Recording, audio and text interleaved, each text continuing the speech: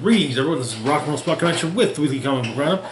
We've covered this week's Marvel books, and now we're moving on to this week's DC books, as well as an entry from Boom Studios.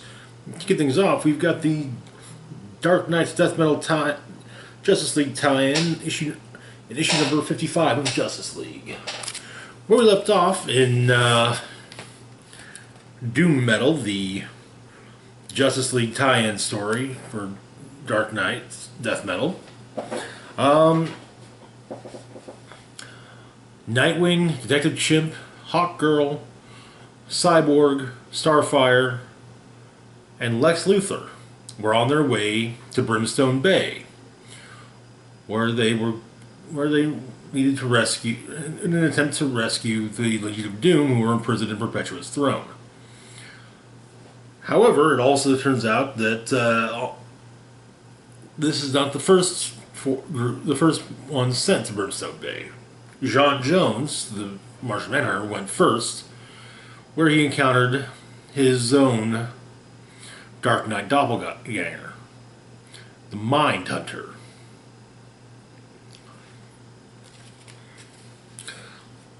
So, meanwhile, Nightwing and his team, while traveling with Lex, while making their way to Brimstone Bay, came upon a valley full of sleeping Starros, and with the exception of Lex, we're all taken over. Lex was able to snap Nightwing out of it, but Starfire, Cyborg, Hawkgirl, and Detective Chimp are still under the thrall of the mind-controlling Starfish.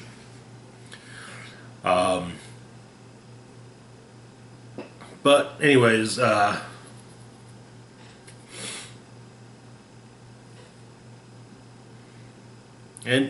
Nightwing makes does ask Lex an important question. You know, how is Starro controlling everyone? You know, the drones aren't attached to anywhere on any of the other heroes, and the smaller ones even latch onto your face or neck. And it occurs to Lex just how it is they're getting to him. They're small enough to they're breathing them in.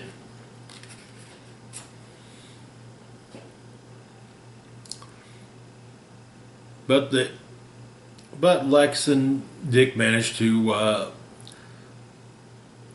stop everyone, or to save everyone, and then a giant Starro appears from underneath the ground, and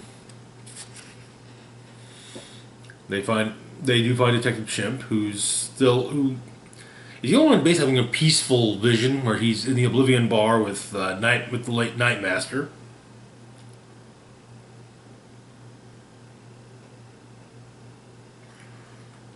And Nightwing snaps him out of it, but they come upon Lex's means of getting to Brimstone Bay. It's a boat built from the remains of the Metal Men. Yeah.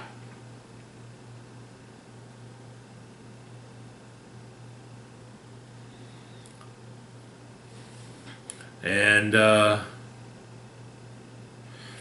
Detective Chimp isn't really all that happy with the fact that, he got pulled out of his little Starro vision because, the only friend he ever had was still alive there.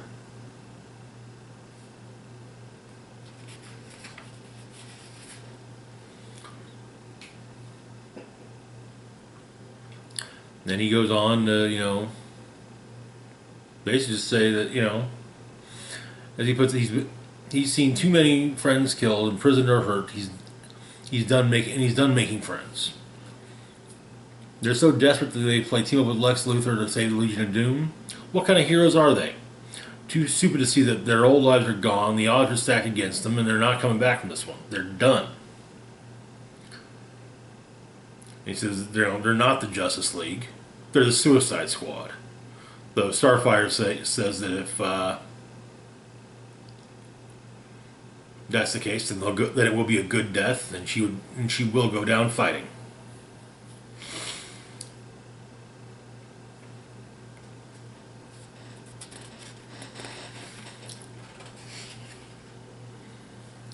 They eventually make their way to Brimstone Bay, but Before they arrive,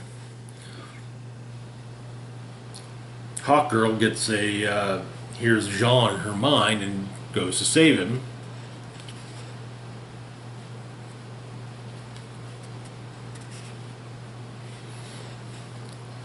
When she arrives and finds him, however,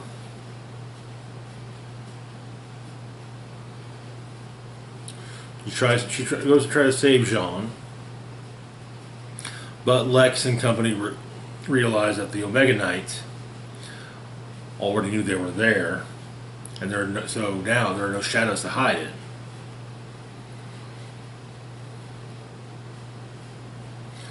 And as Hawkgirl sees the Omega Knight rise, she asks Jean just, how did the Omega Knight know? He explains it's because of her, as well as Jean's guilt that keeps him from fighting back. And we learn that it's not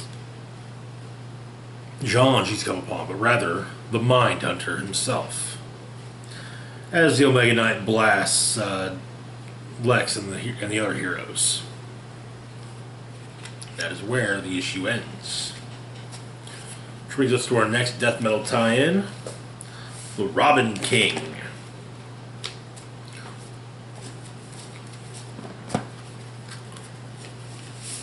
Where we left off in death metal number 4, the Trinity and the other heroes had succeeded in their plans, and they had redirected all the crisis energy to the Mobius chair. Only to learn that the Batman who laughs, now known as the Darkest Knight, had made one small modification to the Mobius chair before it was stolen by the Flashes, which would in fact basically transfer all the crisis energy to him instead. So we begin at the funeral for the Waynes on the Earth of the Robin King. Bear in mind that he shot his parents. He killed his parents himself, and then killed Joe Chill, and then feigned pain. But it turns out he decided instead of a bat, instead of falling into a cave full of bats, it was a robin that he saw. That's what he wanted to be. Eventually, he would make a robin belt. On his belt would be such things as a bottled imp, the last remaining Lazarus pit water, Hephaestus' bind of veils, some Smilex, nth metal cuffs with no key, 3 different rings, a small villain made of every shade of kryptonite, the God Thriller, charged with Zeus's god-killing lightning, the ring pop, forged from the gun used to kill the Waynes, for sentimental reasons. We also got Ragman's Soul Rags, Unholy Water, Holy Water, and Lobo's Indestructible Hook.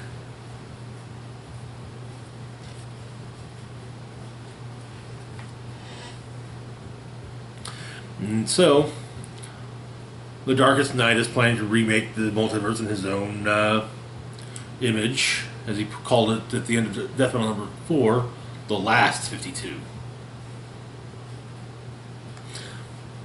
But he is now, with all his crisis centers, the most powerful god in the multiverse. So the Robin King arrives, and he plans to go after. His biggest dream has been to meet Superman, Batman, and Wonder Woman, and kill them. We then flash back to on his Earth, fighting various heroes. He basically put a black hole inversion ball into Firestorm, which basically sucked Firestorm into himself.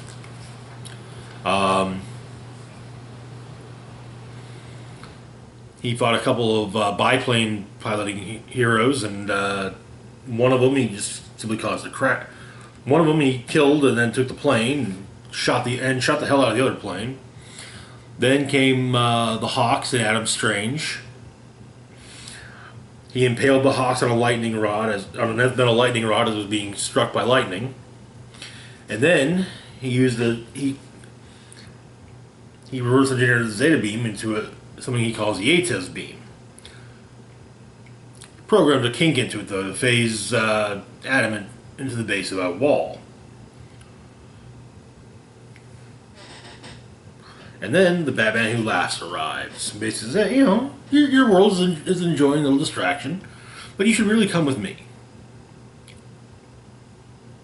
And I'll show you the only real place.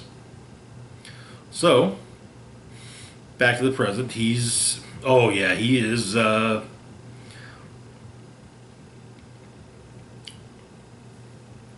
he is smacking he's beating the crap out of the Trinity when Blue Beetle, Animal Man, and Red Tornado arrive. Red Tornado he hits with a concoction he calls Mortal Coil, which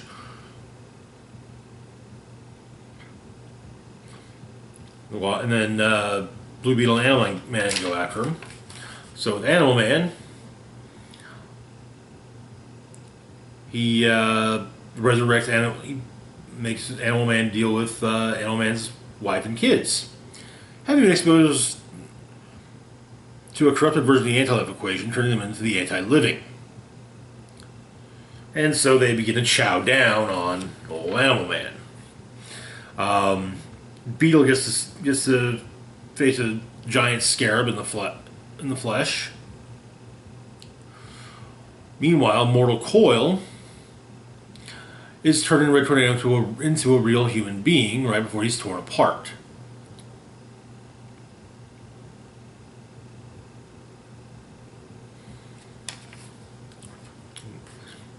And we flash back to when the Robin King was brought to Batman Who Laughs home Earth in the Dark Multiverse. All the Robins being turned into crows. So before the Robin King could be could be made into one of the crows, he took a small pill that he'd been saving for the Martian Manhunter. Traps and preserves a small part of the mind inside the burning body.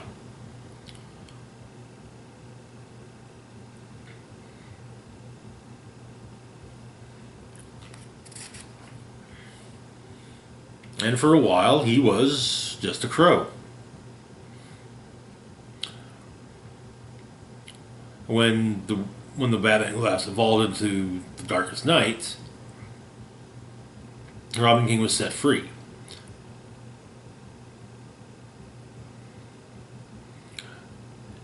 Mainly to be utilized as a weapon, or as a distraction. And Robin King realizes the Batman, the one who laughs, well, he's no different from, you know, the Waynes, or Alfred, or the heroes.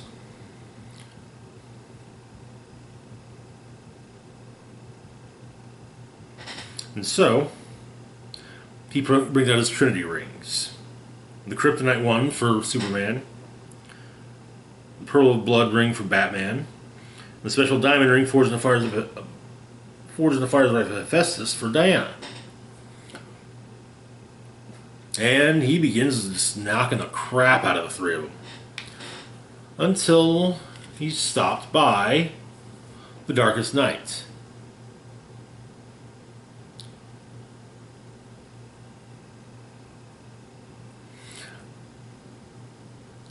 Turns out, the Darkest Night has something to show the Robin King. Apparently the pill that he took to preserve his mind, it infused the Robin Pit, and every Groblin made after him retained a tiny amount of free will. And so he had been watching from the world that laughs. We'll just call it that for simplicity's sake. And they would still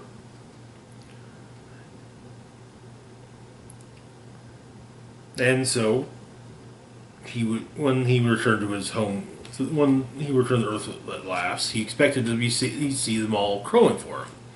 But no. They're all cheering for the Robin King.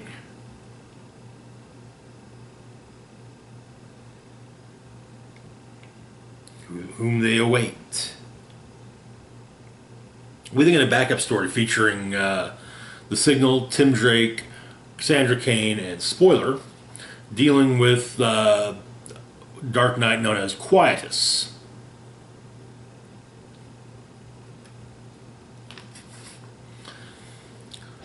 Signal, for those unaware, is a metahuman with light powers. It's explained that Quietus, on his Earth, he he inadvertently caused the death of Duke Thomas, so he tried to dump Duke in a Lazarus pit. However, Ra's al Ghul tried to stop him. The two of them fought, killed each other. Their bodies, as well as Duke's, all fell into the pit.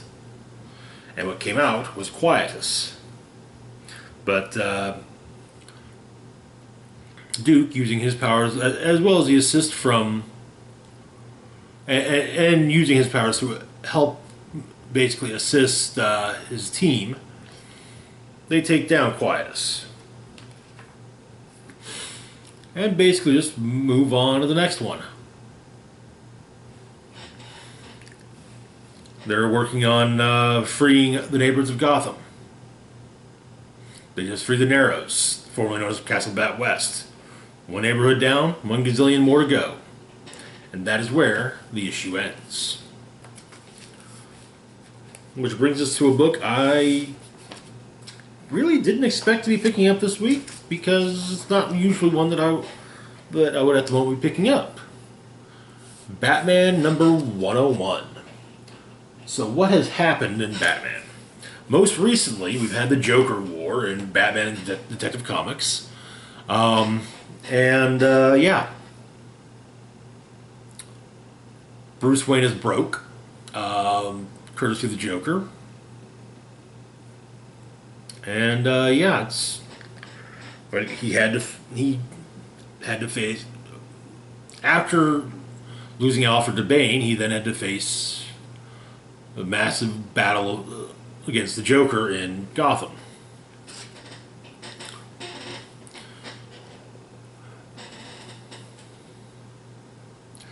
And so Bruce is thinking about how things used to be. Early on in his career, he'd go to he'd go to the Signal and talk to Jim, get the clue, and learn the first little bit about what's going on. Either just him or him and one of his partners would go out into the night, learn more, and resolve the threat and save Gotham. And well, he's talking with Catwoman though, who explains that he has that look on his face. And it's insufferable. Basically, looks saying he's made a decision and it's going to change everyone's lives. And it's the right decision, and he knows it, but he also knows it's going to hurt. What's on his mind is that the Joker was right. He's been doing this all wrong for longer than he cares to admit. We then flash back to a week ago. Batman is in the midst of a fist fight with none other than Cole Cash, Grifter. A longtime favorite of mine, and the reason why I actually bought this book. Grifter, for those unaware, was a member. Well, Grifter was an original creation of Jim Lee for his image, or the book he used to co-found Image Comics, Wildcats. Grifter was a modified human who was also one hell of a marksman, just naturally speaking, but he also had psychic abilities and initially vaguely defined psychic abilities, but later they were more deeper defined, and in fact it was revealed that Grifter made a point of keeping them locked away so he didn't have to deal with them. But during the New 52, he actually got his own series for a while. He was also involved in the Future's End story. Before the New 52, he briefly appeared in Flashpoint. And of course, he appeared in Wildstorm books throughout Wildstorm's run as both a portion of Image Comics and then later as a portion of DC Comics. Many of which I actually own. So, yeah. Anyway.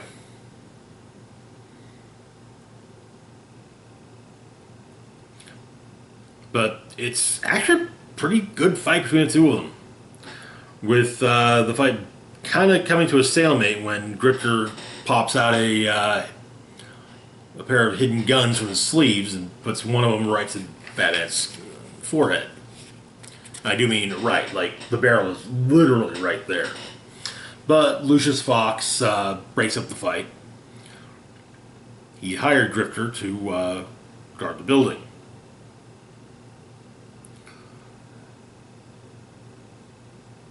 And also, Lucius told Grifter he was expecting Batman. Must have slipped Cole's mind. But he also wanted to say that he did that once in his life.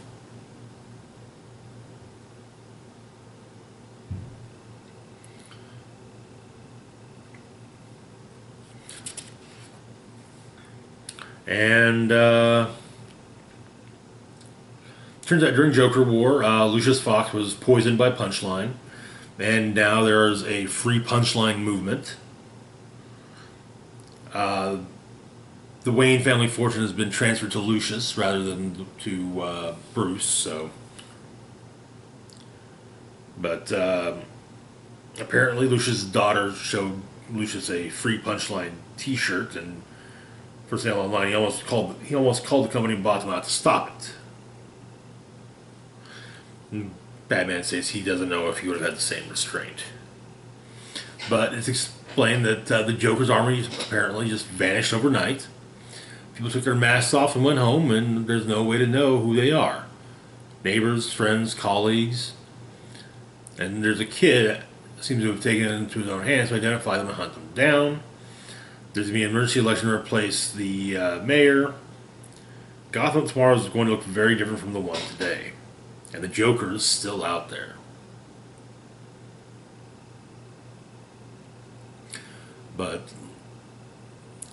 And Batman takes this as being Lucius justifying hiring a bodyguard when he says, you don't have to justify that to me. But Lucius says, it's not the point. It's not just the city that's changing. Batman's wanting to change. How he lives and how he funds Batman. How he funds himself. Lucius now has tens of billions of dollars sitting in cash in his bank account, and he has all the eyes of the world trained on it. Yeah, he could give it back to Bruce, but it wouldn't be like it was before. The government has its eyes on Bruce. And they're going to need and he's going to need to account for every penny. They will not go easy on him. He would never be able to use any of it to fund Batman again. He's under suspicion, even if the rest of the board accepts the Joker framed him. They feel like he's been negligent in allowing any of it to happen. Which makes Bruce assume that this decision has been made. Apparently, the Wayne Enterprises board has suggested removing Bruce from his seat, paying him a generous annual fee, and letting him fall from public eye while the company rebrands and reassesses. Lucius says they could fight it, and he's willing to do it. But Batman also says he could let Lucius keep the money. And Lucius says he's not going to pretend that doesn't benefit him or his family, but there's an argument to be made. The board has already strong-armed Lucius into selling off the Wayne rebuild of Gotham piecemeal.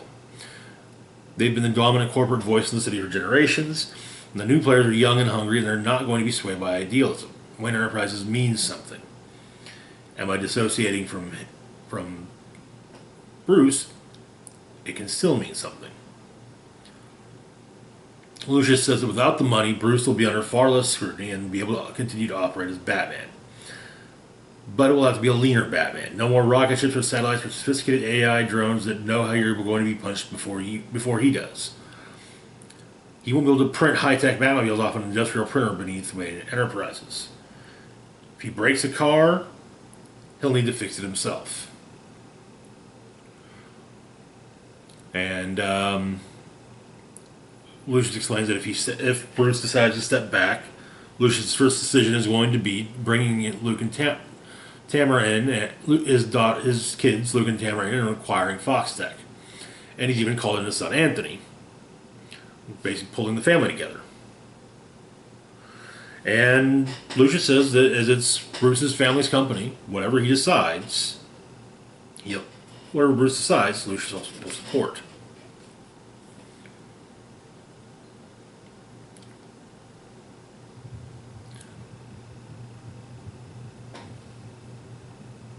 But Batman tells Grifter he wants to send a message. He wants Grifter to send a message to Grifter's boss. So Grifter does say, hey, you were just talking to him. You probably send your own messages. But Batman states that he knows what Halo is. And then it may be changing, but this is still his city, and he's watching. Back to the now. Batman explains to Catwoman what he's going to do. He's moving into the city. There's a brownstone that he didn't even know that he owned. He's going to operate more lo-fi. He'll need to do it from the inside, not from across the bridge. He's lived in the manor since he was born, and it's his family's house. It's also where Alfred died, and without Alfred, it's empty and strange. And he needs to start building a life without an Alfred, rather than trying to force someone into the role, and he needs to see and feel the beating heart of the city, and figure out how to be alone without pushing everyone else away. With Catwoman saying, everyone except for her. And he actually says that he claims he needs some time to ground himself. The city is about to get much more dangerous than it was before. Joker's right about that. He can't rely on his old systems. He has to develop an entirely new way of being Batman. And Catwoman basically says, that Batman can't do that with a partner who is one of the most wanted women in the city. With explaining that since Selina robbed the Underbroker, the entire criminal underworld is going to have its target set on destroying her. Before, Bruce could use his money to strong arm her into high society, make people forget her crimes. And he actually thought a long time about maybe creating a new identity for her to live under with him. That they could make it seem like Catwoman vanished and that she was someone new, someone else. But he could feel as he was thinking how wrong it would be asking her to give up everything just to live at his side. But she also counters with, there's a flip side to all that.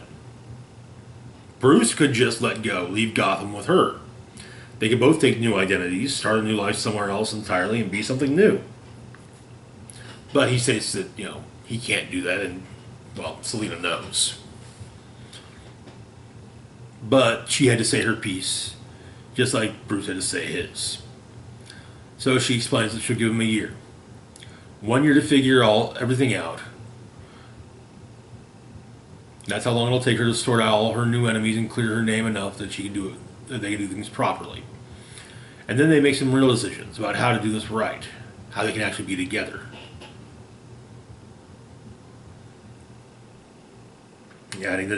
And when Bruce tries to interrupt her, she tells him to shut up and states that this is how they need to play it, this is how they'll play it. But she doesn't want to waste another minute talking about that tonight. And so she asks him to show her that brownstone of his, and he explains there's not even furniture there yet, and, she states, who needs furniture?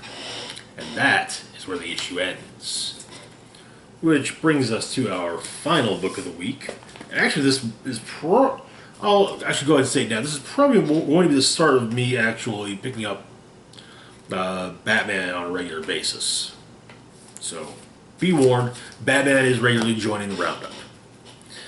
But yes, this brings us to our final book of the week, also from James Tynion IV. Something is Killing the Children, number 11. Where we left off, the creatures were attacking the school gym, and Erica and James had gotten everyone inside the gym, except for Aaron Slaughter, who was killed by one of the creatures, as well as a young girl who was also ripped in half by one of the creatures. We begin with a flashback to the night when all James's friends were killed by the creature. And apparently, as it was about to come after James, his father came out to grab him.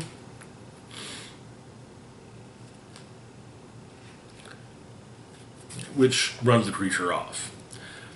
Now, everyone's in the gym, and Eric is looking around and asks James if he's alright, and tells the sheriff what's going on. Explaining she needs to end this, and the sheriff needs to keep everyone inside until Tommy says it's safe to go out there. Explaining that, Tommy can see what's going on.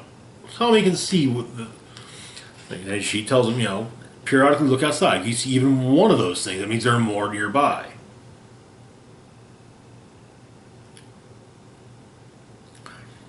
The sheriff is, says that he can't just get everyone locked up in the gym without telling them what's happening.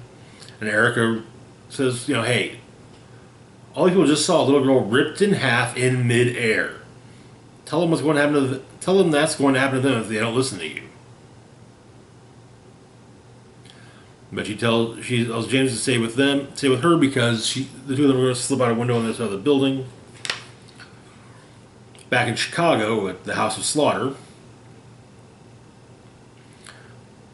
Cecilia meets with the Old Dragon, who is in charge of the organization, and she informs the Dragon that Aaron Slaughter is dead.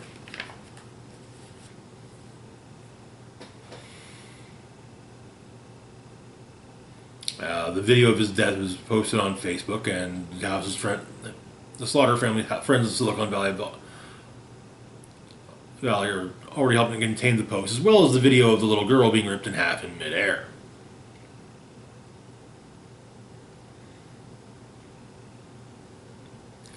And so she's told that they'll need full containment, blackout, no internet, no cellular. Apparently that's already underway. Then their contacts in Madison are to divert traffic away from Archer's Peak. And Cecilia would take point, bring a full team in. And the Dragon asks about young Erica. And Cecilia explains that Erica's still in play, but she's turned off her phone.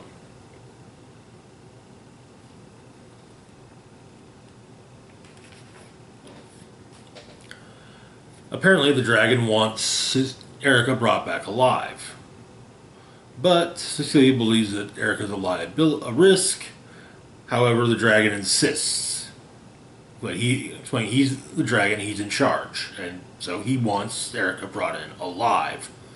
He wants to speak with her. And as she leaves the Dragon's chambers, she passes by two rooms, the black room and the white room. She ends up going into the white room, where her team is waiting, explaining to them that they're going to Wisconsin. Back in Wisconsin, James and Erica slip out of the gym. They see one of the creatures outside. They make their way to a car. And James notices they don't have cell service, which is weird because usually cell service is really good at the school. And Erica explains that, basically, it's not the monsters disturbing cell service. It's people. Bad people. James tells her they have to go now, and she's trying to hotwire the car.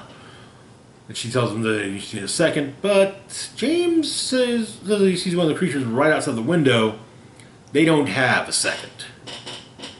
Which is where the issue comes to an end. And that's it for this week's Roundup. As always, feel free to like, share, and subscribe. Links to my Facebook, Twitter, Patreon, and PayPal can be found in the description box down below. This is Rock and Roll Spock signing off, saying, live long and rock hard.